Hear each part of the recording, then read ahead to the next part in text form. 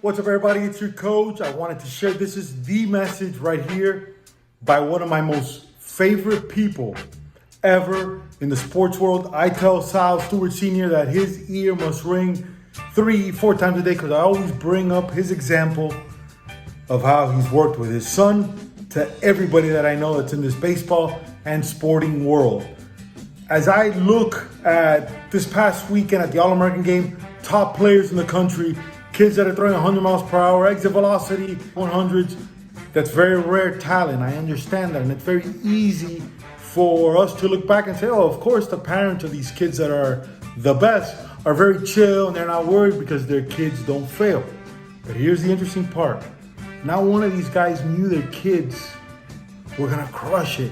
It takes time. People have to develop. People have to grow. So this message that I'm sharing right here is for, I've always said this, the players that are not so good and the parents know it, there's no pressure on them because the parents know that they're not good. The awesome guys have all this like, oh, he's good, so it's easy to be positive and be happy and all this stuff. Middle of the road guys. This is for middle of the road guys. Parents that your kids have some talent, but it could go either way. You can either ruin it or you could get them into a school, into a college, and who knows from there. Without further delay, video with one of my favorite baseball parents by far, my man Sal Stewart Sr. Here we go.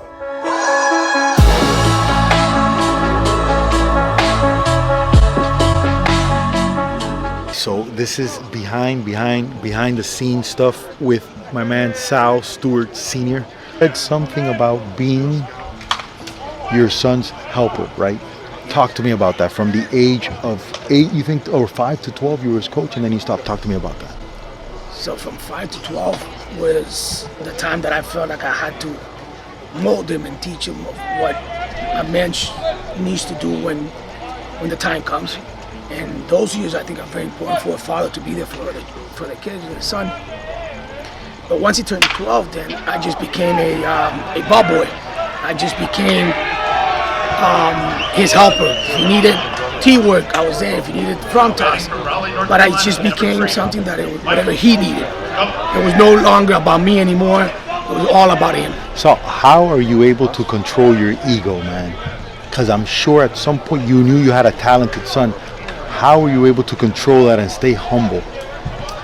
I'll be honest with you. I never thought that he was as good as they say he was, and I always thought that he always had to get better.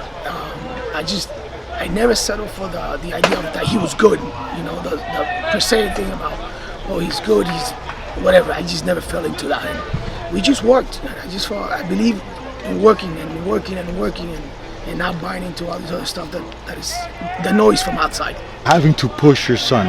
I don't think you've had to push your son. Did he do that naturally? Did you encourage that? How did that effort, how did that thing that he has to work by himself, how did he get that? We worked hard in the beginning, like 5, 6, 7, 8, 9. But I also taught him that we work, but that he had to learn to work by himself. That if he really wanted it, if it's something that he cared for, and that it was fun for him, that he had to learn to work on his own. What age did you start that? 8 years old. At 8 years old, huh? At 8 years old. Yep. I remember. Wow. I remember perfectly. So if we went to the field that day and we worked, he had to come home and he had to do something on his own.